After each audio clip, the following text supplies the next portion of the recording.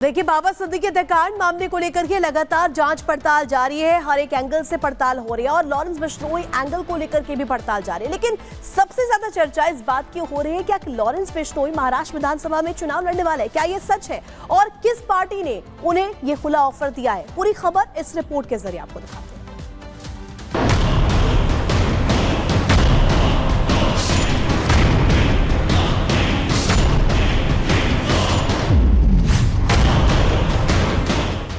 बाबा सिद्दीकी की सीट पर नया दावेदार लॉरेंस लड़ेगा इस बार चुनाव। महाराष्ट्र विधानसभा चुनाव में वैसे तो सभी 288 सीटों का अपना अलग महत्व है, लेकिन बीते 24 घंटे में मुंबई के इलाके में आने वाली एक विधानसभा सीट अचानक से चर्चा में आ गई। वो सीट है बांद्रा वेस्ट। इस सीट की चर्चा इसलिए क्योंकि अचानक इस सीट के लिए एक नए उम्मीदवार का नाम आगे किया गया।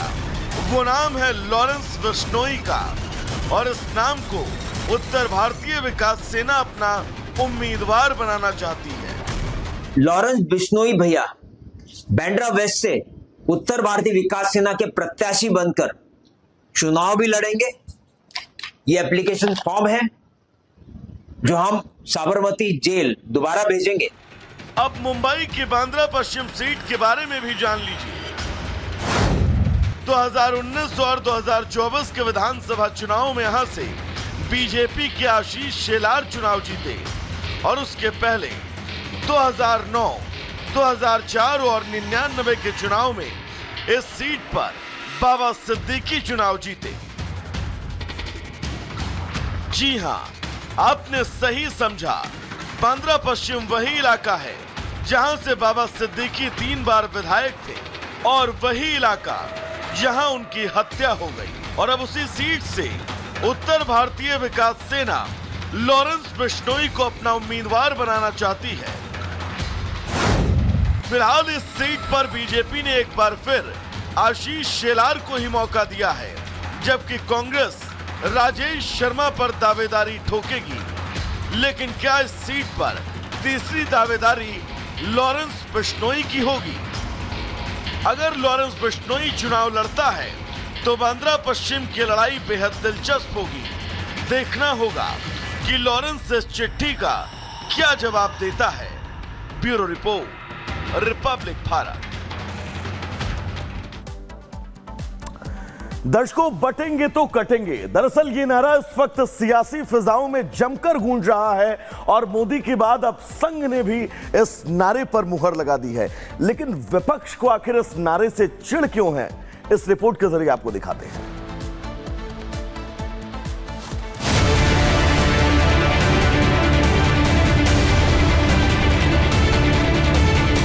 जाति गणना भी होगी और जो डेटा तैयार होगा वो जनता के सामने लाया जाएगा। हम लोग तो पूरे शुरू से ही मांग करते रहे कि पूरे देश में होना चाहिए। लोकसभा चुनाव से पहले से ही विपक्ष ने जाति जाति की रट लगाई, तो चुनाव के बाद बीजेपी बटेंगे तो कटेंगे लेकर आ गई। यानी एक तरफ हिंदुओं की जाति जनगणना तो दूसरी ओर हिंदुओं की धार्मिक एकता।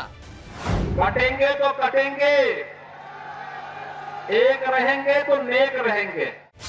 योगी का दिया ये नारा अब मानो बीजेपी की ऑफिशियल लाइन बन गया है। क्या विपक्ष के जाति वाले दाव की काट बीजेपी हिंदू एकता से करेगी? क्योंकि योगी के स्लोगन पर अब मोदी के बाद संघ ने भी मुहर लगा दी है। हम जाति भाषा प्रांत के अगर पिछड़ा भेद से हम करेंगे तो हम कटेंगे। तो इसलिए एकता आवश्यक है किसी भी राष्ट्र के, राष्ट्रीय एकता और हिंदू एकता लोक कल्याण के लिए है। संघ ने हिंदू एकता के लिए इस लाइन को हरी झंडी दे दी, क्योंकि हरियाणा चुनाव की जीत में भी इसने बड़ा काम किया। तो अब महाराष्ट्र चुनाव में भी योगी का बटेंगे तो कटेंगे वाला नारा हिट हो रहा है।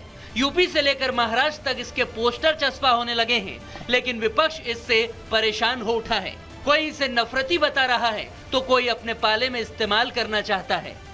बाबा जी तो अपने खुद के उत्तर प्रदेश में अपनी पार्टी को नहीं बचा पाए लोकसभा में। पोस्टर लगने तो यहाँ न कोई बटेगा न कोई कटेगा। देखिए, हम लोगों ने एकदम साफ पैगाम दिया है। पूरे देश को संघ परिवार जो है एक नफरत का बाजार बना दिया है। उसमें हम लोग जगह जगह मोहब्बत की दुकानें खोल रहे हैं। आजकल जदयू जो है आरएसएस का चोला पहनी हुई है। जनता दल यूनाइटेड आरएसएस और बीजेपी के रंग में आ गई है। जो दंगा कराना चाहते हैं, जो देश को तोड़ना चाहते हैं, जो जहर समाज में फैलाने का कोशिश कर रहे हैं।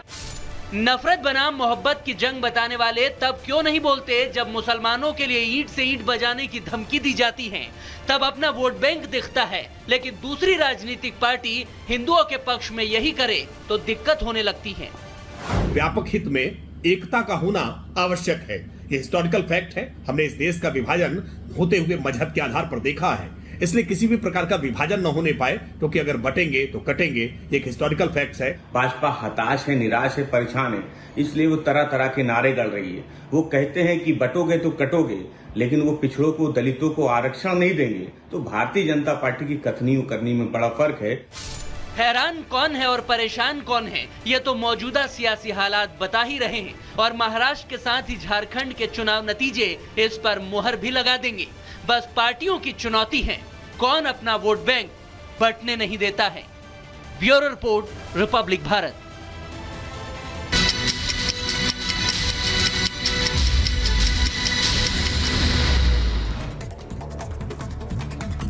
उत्तर प्रदेश के कानपुर में देर रात बेसमेंट पे बने होजरी गोदाम में लगी भीषण आग, लोगों में अफरा तफरी का माहौल।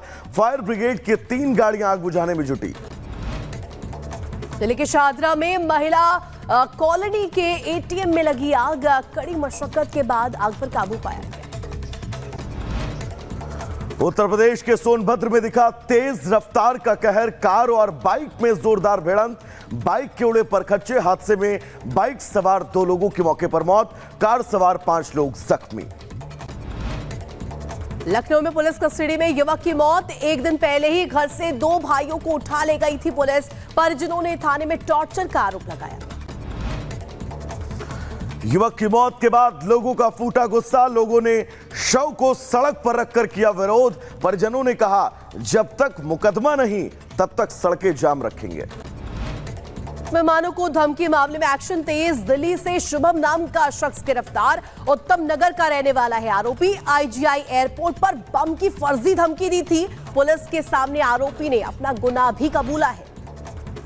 ग्वालियर की एमिटी यूनिवर्सिटी में छात्रा से रेप, फर्स्ट ईयर की छात्रा के साथ सीनियर ने चलती कार में दुष्कर्म किया।